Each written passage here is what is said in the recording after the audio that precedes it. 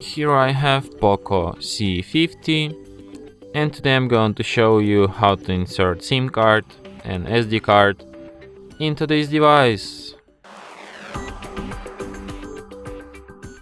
So for this operation you will need this kind of tool to eject the SIM card and SD card slot, which is located right here.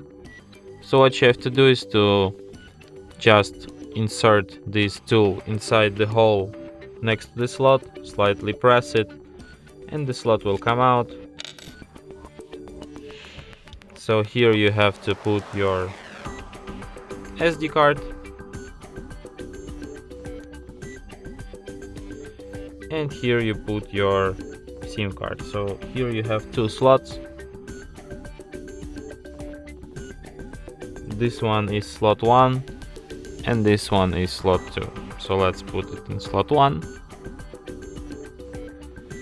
and then back into our device.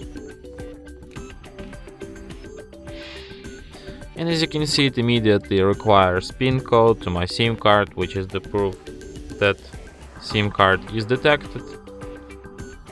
And there's also a notification that SD card found, tap to safely remove device and something like that, which is the proof that SD card is also detected.